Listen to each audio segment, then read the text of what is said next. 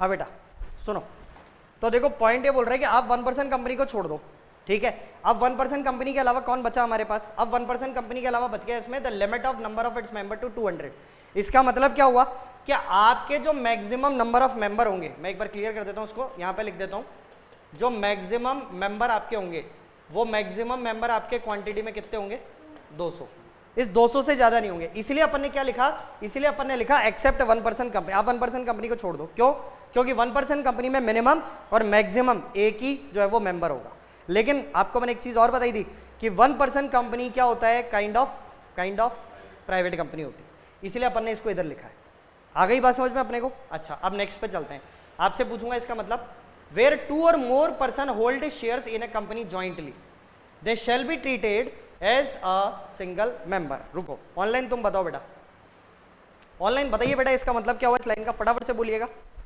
Sir, 2 share holders ने मिलके एक साथ ही शेयर्स ले रखे हैं तो वो कंपनी में एक मेंबर ही ट्रीट होंगे। करेक्ट। देखो जैसे मान लो कि मैं और मीनल दोनों मिलके क्या करते हैं, मीनल बोलती है सर मेरे पास 500 रुपए, मेरी पॉकेट मनी में 500 रुपए बचा है। मैंने कहा मीनल मेरे भी जो है वो बाकी का जो सैलरी में से बचा है 500 रुपए बचा है। हमने कहा कि अपोलो टायर का एक शेयर आ रहा है 1000 रुपए का, तो मीनल कहती है सर बहुत बढ़िया।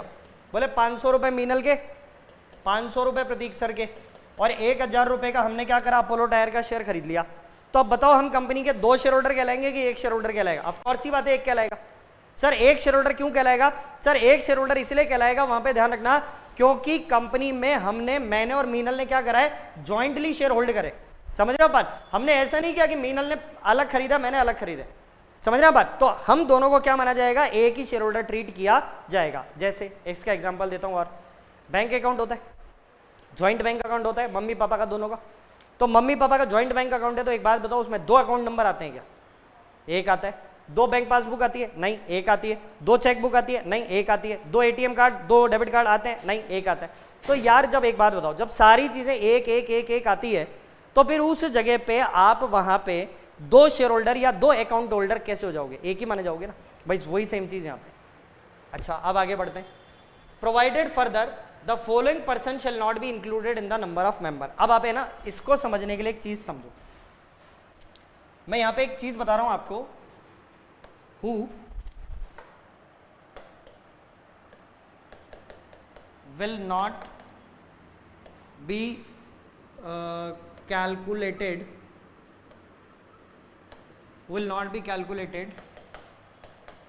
in the maximum number of members, that is 200। ठीक है, आप ये चीज ध्यान रखना, यहां पे 2 लोग हैं जो कि हमारे नंबर ऑफ मेंबर है ना 200, उनकी लिमिट के अंदर इंक्लूड नहीं होते हैं। अब वो 2 मेंबर लोग यहां पे कौन से हैं जरा गौर करिएगा। पहला बताता हूं, a person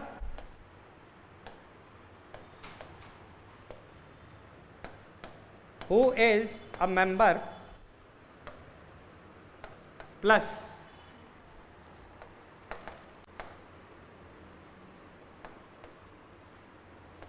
N employee of company. इसका मतलब क्या हुआ कि 200 की लिमिट में कौन नहीं आएगा? 200 की लिमिट में एक ऐसा पर्सन नहीं आएगा जो कि कंपनी का मेंबर भी है। जैसे मान लो कि मैं रिलायंस के अंदर कंपनी सेक्रेटरी हूं और मेरे को मुकेश अंबानी ने क्या करा कि 1 महीने की सैलरी की जगह पे शेयर्स दे दिए। मुकेश अंबानी ने कहा कि बोले पैसा नहीं है प्रतीक जी शेयर ले लो। मैंने कहा ठीक है दे दो, मैंने शेयर ले लिए। तो बताओ क्या मैं रिलायंस का मेंबर हो गया? यस, तो मैं एक तो मेंबर हो गया। अच्छा दूसरी बात, मैं रिलायंस के अंदर काम भी कर रहा हूं, तो मैं रिलायंस का क्या कहलाया? मैं रिलायंस का कर्मचारी भी कहलाया, एम्प्लॉय भी हो गया। तो आप ध्यान रखना कि यदि मेरे को इस कैटेगरी में शेयर मिले हैं ना, इस कैटेगरी में, आप ये चीज ध्यान रखना, यदि मुझे इस कैटेगरी में शेयर मिले हैं ना तो मुझे 200 की लिमिट के अंदर इंक्लूड किया नहीं जाएगा। आई बात समझ में? क्यों? एक नाम सुना है, एम्प्लॉय स्टॉक ऑप्शन प्लान, मेरे को अलॉटमेंट उसमें होगा, तो इसलिए मेरे को ऑर्डिनरी मेंबर्स की जो लिमिट है ना 200, उसमें इंक्लूड ही नहीं करते हैं। समझ गए आप बात? अच्छा अब अगले पे आओ। दूसरा क्या बोलता है? A person. दूसरा क्या बोलता है? अ पर्सन क्या? Who is a member but ex employee. समझ गए क्या मतलब? अब मैंने कंपनी छोड़ दी, मैंने रिलायंस को छोड़ दिया और मैंने जॉब ज्वाइन कर ली टाटा के अंदर, तो मैं कंपनी के लिए क्या कहलाऊंगा? रिलायंस के लिए एक्स एम्प्लॉय।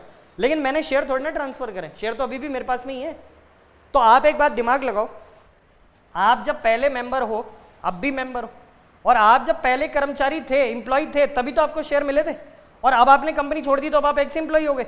इसका मतलब क्या निकला? इसका मतलब ये निकला कि जब आप एम्प्लॉय हुआ करते थे, आपको जब तभी 200 की लिमिट में इंक्लूड नहीं किया, तो अब रिटायरमेंट के बाद में कैसे इंक्लूड करेंगे, या आपके कंपनी छोड़ने के बाद में कैसे इंक्लूड करेंगे? नहीं कर सकते हैं। उसका अगेन रीजन क्या है? आपको वो शेयर कहां पे मिले थे? इसोप में मिले थे। तो आपकी कैलकुलेशन इसोप के अंदर होगी, ना कि आपके जो 200 मेंबर्स की नॉर्मल लिमिट है उस नॉर्मल लिमिट के अंदर। समझ गए अपन बात? ऑनलाइन कॉन्सेप्ट क्लियर हो गया क्या बेटा? बताओ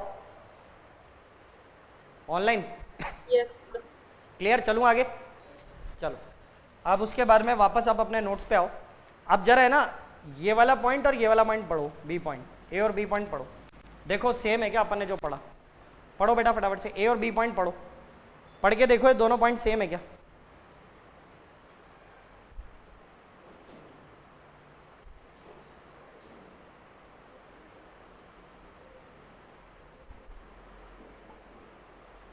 क्लियर? चलो फिर आगे, चलो एक मिनट। अब देखो इसमें है ना नेक्स्ट एक लाइन लिखी हुई है लास्ट में, prohibit any invitation to the public to subscription for any securities of the company. मतलब कि प्राइवेट लिमिटेड कंपनी क्या नहीं कर सकती? ये ध्यान रखना कि ये प्राइवेट लिमिटेड कंपनी जो है ना, ये private limited company outsider person को यानी कि पब्लिक को, आउटसाइडर पर्सन को यानी कि पब्लिक को इनवाइट नहीं कर सकती। क्या करने के लिए? क्या आप आइए और आकर हमारी कंपनी के शेयर्स और सिक्योरिटी खरीदिए? नहीं। समझ रहे बात? उसका एक कारण और है, क्योंकि इस कंपनी में क्या होता है? इस कंपनी में प्राइवेट इंटरेस्ट होता है। इस कंपनी में क्या रहता है? इस कंपनी में प्राइवेट इंटरेस्ट रहता है। तो इस वजह से भी रीजन क्या है? इस वजह से भी रीजन है कि आप आउटसाइडर को इनवाइट नहीं करते हो। क्या करने के लिए? कि आप किसी भी प्रकार के हमारी सिक्योरिटीज को जो है वो परचेज करें, तो आपको अलाउड हम नहीं कर सकते हैं। समझ गए आप मेरी बात? क्लियर? अब बताओ प्राइवेट लिमिटेड कंपनी में कोई दिक्कत है तो? यहाँ तक नहीं है। अच्छा अब मेरे को एक सवाल का जवाब दो, चलो तुम लोग फाइनल में हो, तुम्हें आना चाहिए उसका आंसर। क्या हम एक प्राइवेट लिमिटेड कंपनी को लिस्टेड कंपनी बना सकते हैं? No sir. क्यों? सर फिर तो पब्लिक को सिक्योरिटीज ऑफर होंगी ना। समझ गए आप बात? आपने क्या पढ़ा? प्रोहिबिट्स।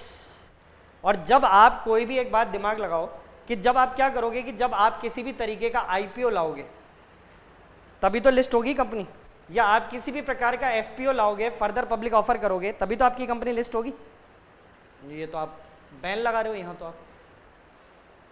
तो इस वाले प्रोविजन की वजह से ध्यान रखना, आप नोट डाउन कर लो भले से ही, कि a private limited company can not be A listed company. आप लिख लो भले से इस चीज को, a private company can not be a listed company. आप नोट डाउन कर लो इस बात को, a private company can not be a listed company because a private company cannot be a listed company because the restriction because the restriction mentioned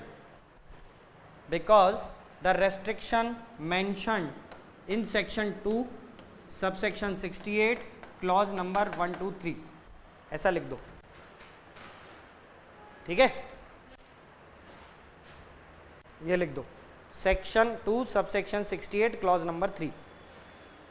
clause number 3 ये वाला हो गया है ना, ये ध्यान रखना। क्लियर? अभी क्योंकि हो सकता है तुम्हारा 40 मार्क्स वाला एमसीक्यू है ना, तो उसमें कहीं ना कहीं पूछ लेवे, तो इसलिए बेटर है कि अपने को पहले से पता रहे वो चीज़। चलें आगे अपन। अब आइए नेक्स्ट इसमें कॉन्सेप्ट आता है आपकी पब्लिक कंपनी का। जरा पढ़िए पब्लिक कंपनी किसको कहा गया? पढ़ो ये वाला टॉपिक, अभी मुझे बताने जैसा नहीं है इसमें।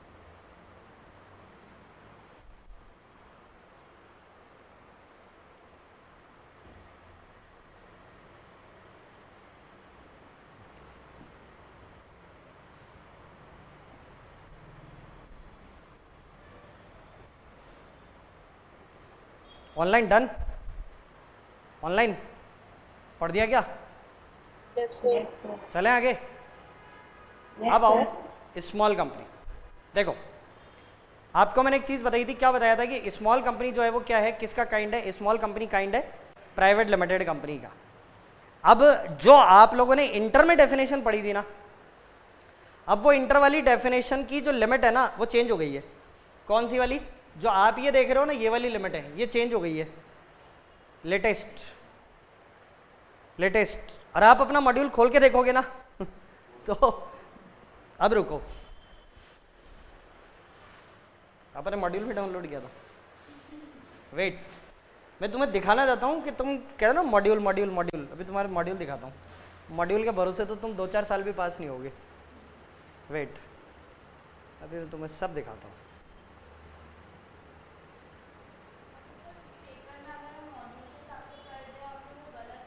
नहीं, ऐसे कैसे गलत कर देगा ना, आरटीआई से कॉपी निकलवाएंगे ना अपन, ऐसे कैसे गलत कर देगा। और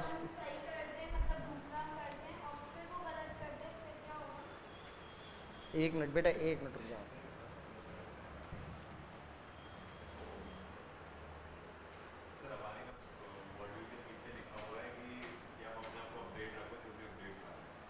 मैं वही कह रहा हूँ, एक बार रुको, वो मॉड्यूल कहाँ है यार, ये क्या,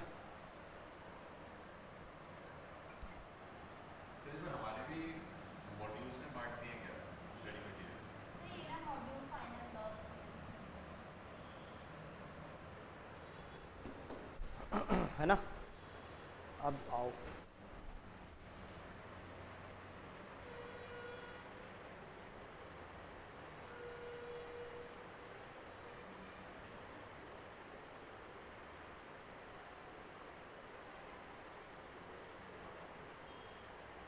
ये लो,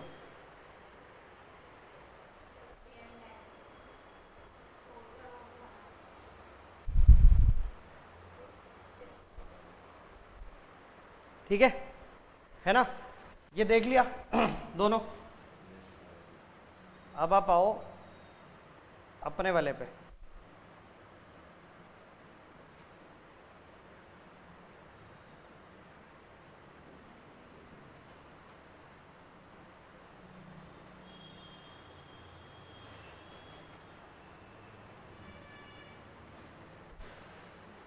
अब जरा आप अपनी वाली डेफिनेशन पढ़ना जो मैं बताता हूँ।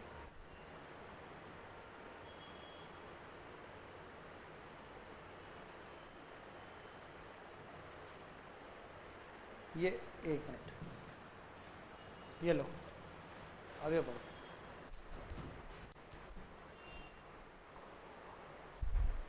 और ये बताऊं आपको, जो आपने मॉड्यूल वाली लिमिट देखी ना, वो ओरिजिनल लिमिट है जो 2013 में आई थी, वो भी चेंज नहीं की है इन्होंने अभी तक, उससे तो दूसरी बार चेंज हो गई है ये। हाँ, उससे तो दूसरी बार चेंज हो गई है ये। वो जो लिखी हुई ना 50 लाख और वाली, वो तो ओरिजिनल लिमिट है जब 2013 बना था उस समय थी। उसके बाद तो 2 बार अमेंडमेंट एक्ट आ गए जिसमें 2 बार लिमिटें अपडेट हो गई। सी और सी एस में तो कब की बार अपडेटेड लिमिटें चल रही है, आपके हो ही नहीं कोई लिमिट अपडेट मॉड्यूल में, बस कह दिया नया मॉड्यूल दे दिया, ये मॉड्यूल दिया नया, देख लो अब।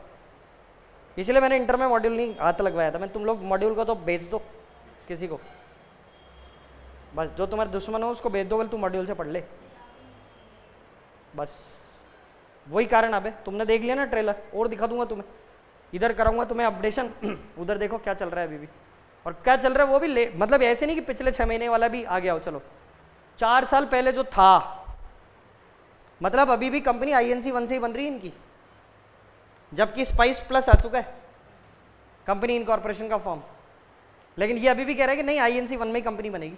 INC 1 तो होता ही नहीं है, फॉर्म नंबर ही नहीं होता अब तो, वो कब खत्म हो गया, वो तो ऑलरेडी 2018 में खत्म हो चुका है। उसके बाद तो फिर कितनी बार बुक तुम्हारी रीप्रिंट हो गई, कभी अपडेट हुई नहीं, अमेंडमेंट आया ही नहीं कभी। इसलिए मैं तुम्हारे मॉड्यूल पर ट्रस्ट नहीं करता, सीधा सा है नोट्स पढ़ो ताकि अपडेटेड लेटेस्ट चीज़ अपने को समझ में आए जो एग्जाम में आनी है कि हाँ साहब ये होना है। समझ गया बात। अब जरा देखो कि स्मॉल कंपनी का मतलब क्या है। स्मॉल कंपनी सबसे पहले तो देखो यहाँ पे लिखा है small company means a company other than a public company. तो इसका मतलब क्या हुआ, a kind of private company. इसका मतलब यही तो हुआ कि एक प्रकार की क्या है, एक प्रकार की प्राइवेट कंपनी का काइंड हो गया ये। कौन? जो आपकी स्मॉल कंपनी है वो स्मॉल कंपनी। अब सुनो इसका मतलब क्या है, जिसकी paid up share capital of which does not exceed ₹4 crore. मतलब कि आपकी पेड अप शेयर कैपिटल ज्यादा से ज्यादा उस कंपनी की कितनी हो सकती है? 4 करोड़ हो सकती है, और या फिर higher amount as may be prescribe which shall not be more than ₹10 crore. लेकिन ध्यान रखना, जैसे गवर्नमेंट इसको 50 लाख से बढ़ाती बढ़ाती बढ़ाती बढ़ाती आज 4 करोड़ पे आ गई, ऐसी गवर्नमेंट अभी इसको 4 करोड़ से बढ़ाती बढ़ाती बढ़ाती बढ़ाती कहां तक जा सकती है? 10 करोड़ तक। तो जब हम प्रैक्टिकली कभी अपनी लाइफ के अंदर ये चेक करेंगे whether this company is a small company और not, then we have to check the limit of ₹4 crore, not 10 crore. ये तो 10 करोड़ वाली जो लिमिट है ना, ये तो गवर्नमेंट ने अपनी सुविधा के लिए, अपनी फैसिलिटी के लिए बना रखी है। समझ गए आप मेरी बात? कि ताकि यदि हमको अमेंडमेंट लाना पड़े तो हम तुरंत अमेंडमेंट रूल के अंदर लाकर और इस लिमिट को बढ़ा सकते हैं। कितने तक? 4 करोड़ तक। समझ गया बात? पहले जो लिमिट थी 4 करोड़ नहीं थी, 4 करोड़ अभी इन्होंने बढ़ा दी। क्यों? क्योंकि वो 10 करोड़ की अंदर अंदर आए, तो नया एक्ट नहीं लाना पड़ेगा। क्या पहले भी 10 था? 50 लाख था ना? नहीं, 2 करोड़ आ गया था उसके बाद। 50 लाख तो ओरिजिनल था, वो जो मॉड्यूल में दिया वो तो 2013 वाली कहानी। मैं तभी तो कह रहा हूँ ये दूसरी बार आ चुका। 50 लाख से 2 करोड़ हो चुका, 2 करोड़ से डबल हो चुका 4, ऐसा। अब आओ, अच्छा एक चीज ध्यान रखना, यहाँ ये काम की बात है, इसमें लिखा है एंड, मतलब ये कंडीशन भी और ये कंडीशन भी, दोनों कंडीशन पूरी होनी चाहिए। इसका मतलब ये निकला, यदि यहां पे बाई चांस होता और, तो फिर अपन बोलते या तो ये वाली कंडीशन या ये वाली कंडीशन, लेकिन चूंकि यहां पे लिखा हुआ है एंड, तो अब हमारे को क्या करना पड़ेगा? अब हमारे को दोनों कंडीशन पूरी करनी पड़ेगी। दूसरी क्या है? Turnover which is as per last P&L account does not exceed ₹40 crore. समझ गया बात? ये पहले था 20, अब इसको फिर बढ़ा दिया इन्होंने, कर दिया 40 करोड़, और such higher amount as may be prescribed which shall not be more than ₹100 crore, और जिसको कि 100 करोड़ रुपीस तक सरकार के द्वारा क्या करा जा सकता है? बढ़ाया जा सकता है। लेकिन अभी फिलहाल जो लिमिट हमारे को टर्नओवर की चेक करनी है, वो टर्नओवर की लिमिट चेक करनी है हमारे को 40 करोड़ वाली। आ गई क्या बात समझ में अपने को? क्लियर? ये अमेंडमेंट जो आपका आया है लेटेस्टली, वो है 15/9/2022 से एप्लीकेबल हुआ है, अभी मुश्किल से 15 दिन पहले, 20 दिन पहले मान लो। समझ गए आप मेरी बात? तो ये याद रखना। अच्छा, अब उसके बाद में है ना, इस डेफिनेशन में कोई अमेंडमेंट नहीं आया। इस डेफिनेशन में जो अमेंडमेंट आया वो एक तो यहाँ आया है, एक आपका यहाँ पे आया है, बस। बाकी कोई अमेंडमेंट नहीं है, ध्यान रखना। बस 4 और 40, ये ध्यान रखना। 4, 10, 40, 100, इधर 4, 10, इधर 40, 100, बस खत्म कहानी, हो गई डेफिनेशन याद। 4, 10 लगेगा पेड अप कैपिटल पे और 40, 100 लगेगा टर्नओवर पे, खत्म। ठीक हो गई याद ये भी? अब सुनो, अब ये जो स्मॉल कंपनी का कॉन्सेप्ट है ना, ये स्मॉल कंपनी का कॉन्सेप्ट कौन सी कंपनियां हैं जिन पर एप्लीकेबल होता ही नहीं है? क्या लिखा है यहां पे? लिखा गया है, ध्यान से समझो, provided that nothing in this clause, मतलब इस क्लॉज में जो कुछ भी दिया गया है शेल अप्लाई टू, कुछ भी अप्लाई नहीं होता। कहां पे अप्लाई नहीं होता? पहला, होल्डिंग कंपनी, सब्सिडरी कंपनी, जानते हो ना, पेरेंट कंपनी, चाइल्ड कंपनी, अभी आएगा टॉपिक, बताऊंगा आगे। कंपनी रजिस्टर अंडर सेक्शन 8, एनपीओज, जो कॉर्पोरेट एनपीओज होते हैं, कंपनी बनाते हैं जो। कंपनी और body corporate governed by any special act, जिसको कि आप क्या बोलते हो, कल ही बताया था, स्टैट्यूटरी कंपनी। समझ गए आप बात? उन पर भी एप्लीकेबल नहीं होता। तो अल्टीमेटली स्मॉल कंपनी का जो कॉन्सेप्ट है, वो स्मॉल कंपनी का कॉन्सेप्ट 3 जगह पे एप्लीकेबल नहीं हुआ। पहला होल्डिंग सब्सिडरी, दूसरा सेक्शन 8 कंपनी, तीसरा स्टैट्यूटरी कंपनी। तो आप है ना आंसर में ये इतनी बड़ी लाइन लिखो, उससे बेटर है ये लिख देना, तो बात तो वही है। ठीक है ना? तो ऐसा नहीं होगा कि बोले सर मैं एग्जाम में ये लाइन नहीं लिखूंगा तो नंबर नहीं मिलेंगे, नहीं मिलेंगे आराम से। ये लिखोगे तो भी, ये लिखोगे, ये लिखोगे, बात एक ही है, ये इसका मीनिंग ही तो है यार, और क्या है? कल ही तो पढ़ा था मैंने स्टैट्यूटरी कंपनी। ठीक है, क्लियर? ऑनलाइन यहां तक का समझ में आ गया? अब देखो इसके है ना हमारे को एडवांटेजेस बताए हुए 2, स्मॉल कंपनी बनाने के फायदे क्या हैं? 2 फायदे हमारे को बता रखे हैं। पहला फायदा बोलता है holding of 2 board meeting instead of 4। तुम्हें ध्यान है वैसे नॉर्मल कंपनी की हमारे को कितनी बार बोर्ड मीटिंग बुलानी पड़ती है बेटा, पता है क्या अपने को? हमारे को साल में नॉर्मल कंपनी की, जो प्राइवेट पब्लिक लिमिटेड कंपनियां होती हैं, उनकी कितनी बार बोर्ड मीटिंग आपको बुलानी पड़ती है साल में? बताओ, कम से कम साल में कम से कम कितनी बोर्ड मीटिंग करोगे? श्योर? 50? 50? सोनू 50 बोल रहे हो क्या? नहीं सर, 2 बोला है मैंने। अच्छा आपने 2 बोला, फिर 50 कौन बोला? कोई तो बोला है, नहीं बोला कोई भी 50 बोला था ना 50 कोई ना कोई बात नहीं। खैर चलो, ध्यान रखना साल में आपको कम से कम 4 मीटिंग करनी पड़ती है। तुम फाइनल में आ गए, कम से कम तुम्हें ये तो पता होना चाहिए बेसिक यार।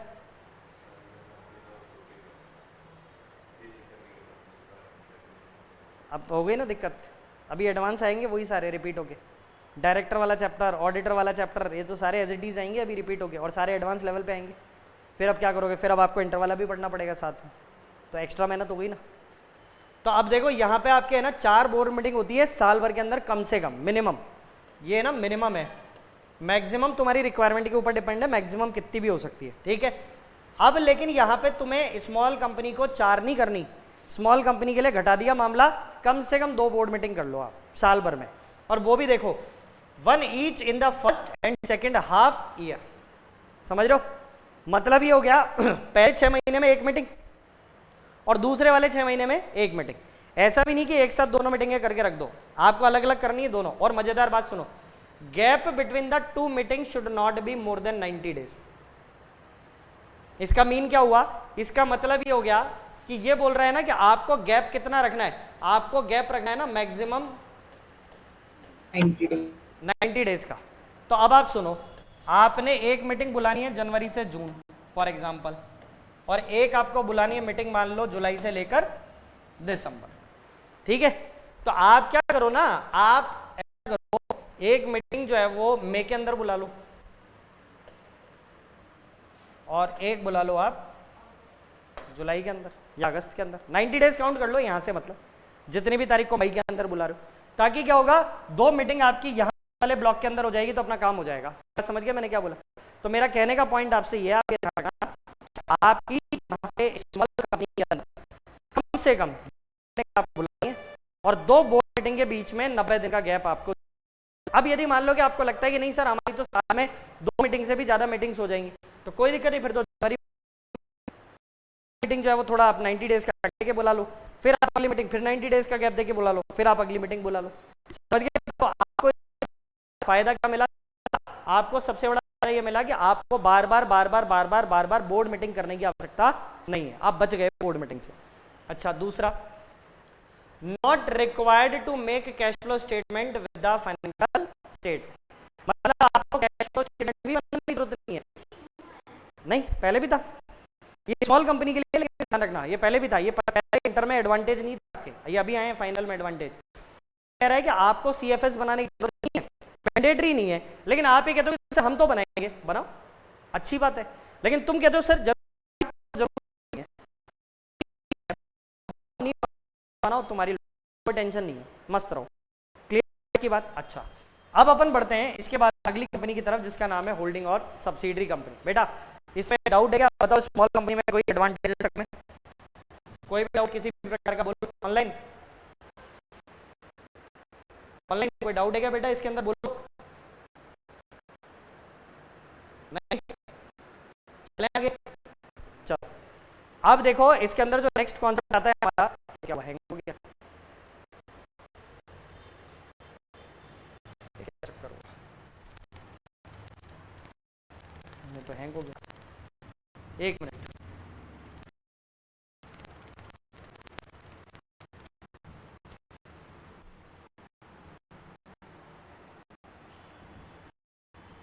देखो अब उसमें जो नेक्स्ट कॉन्सेप्ट है ना, वो नेक्स्ट अपन बात करें होल्डिंग सब्सिडरी के लिए। 1 मिनट खुल जाए फिर बताता हूँ, वैसे तो मेरे को उसको समझाना है डायरेक्टली।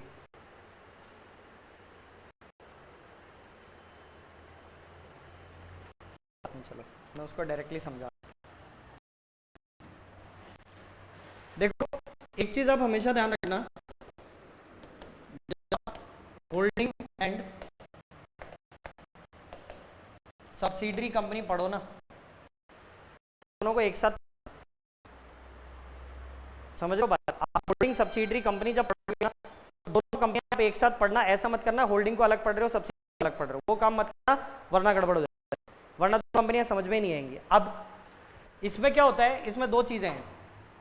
क्या आपकी जो होल्डिंग कंपनी है ना, अपन जैसे ये मान लेते हैं एच लिमिटेड, एच लिमिटेड क्या है, एच लिमिटेड है हमारी होल्डिंग कंपनी। तो ये होल्डिंग कंपनी कब बनेगी, यहां पे लाता हूं, सब्सिडरी कंपनी। मैं आपको दो कंडीशन बताऊंगा जिसमें कि एक कंपनी होल्डिंग और एक कंपनी सब्सिडरी बन सकती है। दो कंडीशन है इसमें, मैं नाम दे देता हूं यहां पे इस कंपनी का एस लिमिटेड, ठीक है, ये सब्सिडरी है इस एच की। व्हेन, पहली condition, when H limited holds more than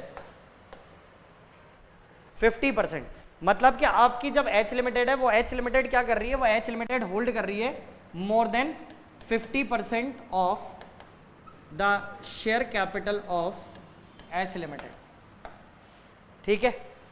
for example assume capital of S Limited is equal to 1 lakh. For example, company is holding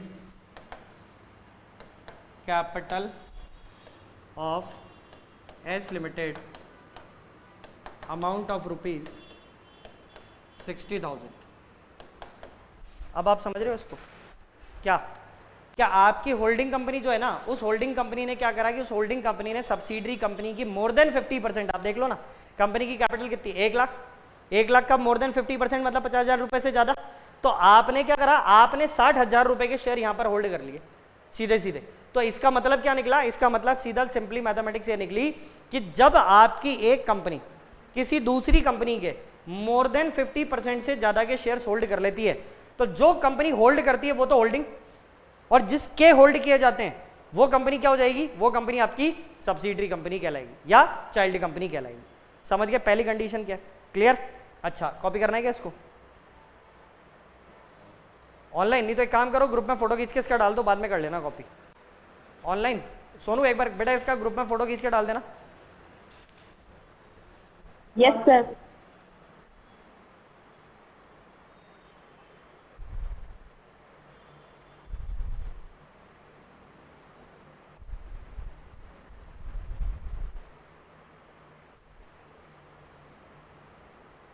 चलें आगे। अब देखो सुनो, इसमें है ना एक काम करते हैं, केवल इसी को हटा लेते हैं, इतना इतना तो क्या हुआ, हटा क्यों?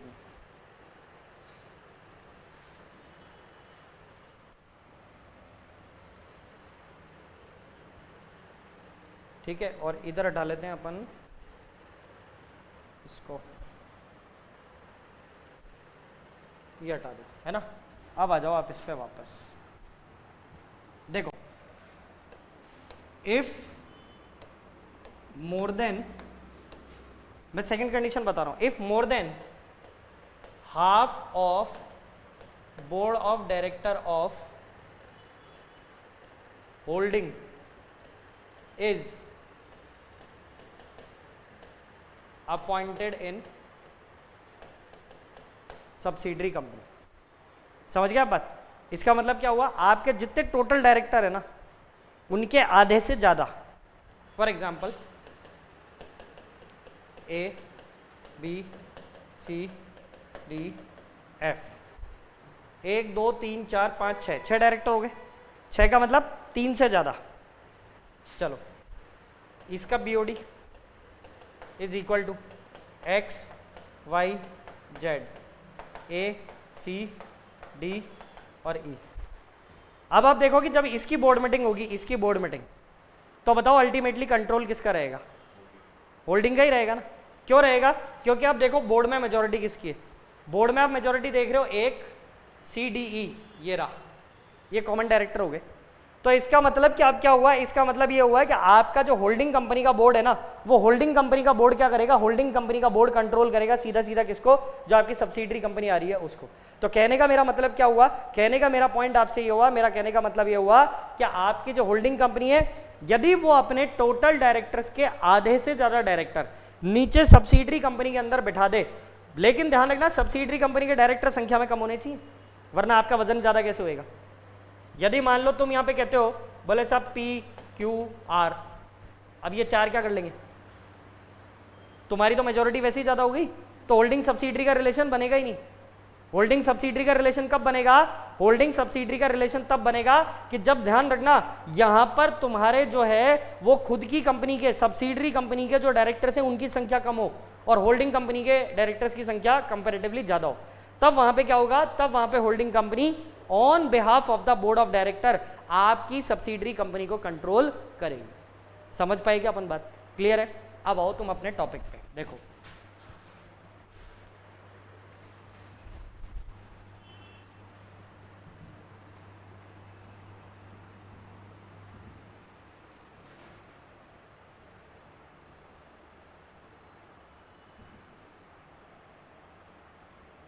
कुछ ना कुछ लपड़ा हो गया वापस।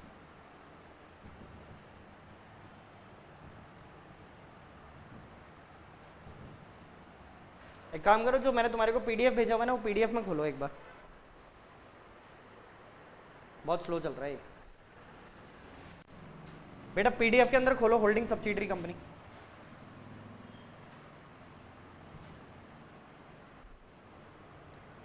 और उसको पढ़ो एक बार। पीडीएफ में खोलो होल्डिंग सब्सिडरी और उसको पढ़ो।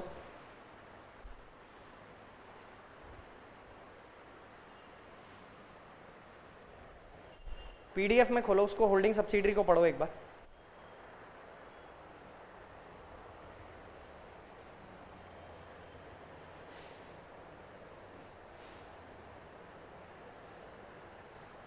और देखो, जो मैंने दोनों चीजें बताई आपको, शेयर कैपिटल के बेसिस पे और बोर्ड ऑफ डायरेक्टर्स के बेसिस पे, वो दोनों चीजें आ रही है कि नहीं आ रही?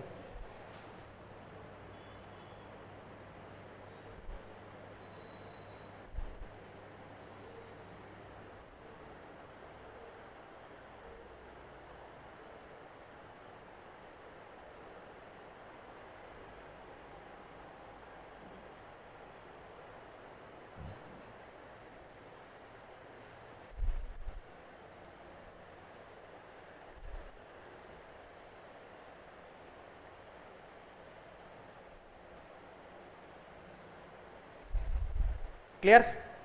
ठीक है, डन। आ गया समझ में? बताओ यहाँ तक में कोई डाउट है तो होल्डिंग सब्सिडरी तक में बोलो ऑनलाइन। सर ये लेयर्स ऑफ सब्सिडरी कंपनीज क्या है? हाँ, वो देखो लेयर्स वाला क्या कॉन्सेप्ट होता है, मैं तुम्हें समझा देता हूँ एक बार इसको भी। मेरे पास क्योंकि नोट्स नहीं ओपन हो रहे हैं, कुछ प्रॉब्लम आ रहा है इसमें स्क्रीन में। देखो, एक है ना होल्डिंग कंपनी है एच लिमिटेड, उसकी एक लेयर पे S limited, it is subsidiary. तो आप एक बात बताओ, ये लेयर 1 हो गई ना। फिर इसके बाद में क्या है? फिर इसके बाद में इसकी एक सब्सिडरी कंपनी है यहाँ पर, इसको अपन नाम दे देते हैं एस लिमिटेड 2 और ये एस लिमिटेड 1। तो एक बात बताओ, ये लेयर 2 हो गई कि नहीं हो गई? मतलब होल्डिंग कंपनी की वर्टिकल लाइन पे, ये ध्यान रखना, यूं होल्डिंग कंपनी की वर्टिकल फॉर्म के अंदर क्या होगा? वर्टिकल फॉर्म के अंदर ज़्यादा से ज़्यादा 2 लेयर हो सकती है, मतलब 2 सब्सिडरी हो सकती है। लेकिन अब एक बात समझो, यदि मान लो कि मैं यहां पे बना दूं एस लिमिटेड 3, तो बताओ उसकी होल्डिंग क्या ये वाली हो सकती है क्या? एच लिमिटेड, उसकी होल्डिंग कंपनी जो है ना, वो ज्यादा से ज्यादा ये हो सकती है, ये ध्यान में रखना। समझ गए आप बात मेरी? मैंने क्या बोला? क्लियर? आ गया मीनल समझ में? हाँ सर। और कोई पॉइंट है उसमें लिखा हुआ जो, क्योंकि मेरे पास स्क्रीन पे खुला हुआ नहीं है, एक बार चेक कर लो, जो मैंने नहीं बताया हो और वो उसमें आ रहा हो तो एक बार देख लो, मेरे को बता दो। हो गया कंप्लीट? ठीक है ना? बाकी का कराऊंगा कल नेक्स्ट क्लास के अंदर, ठीक है? क्योंकि एक बार स्क्रीन पे भी कुछ प्रॉब्लम आ रहा है, खुल नहीं रहे नोट्स, तो इसलिए। हाँ हाँ,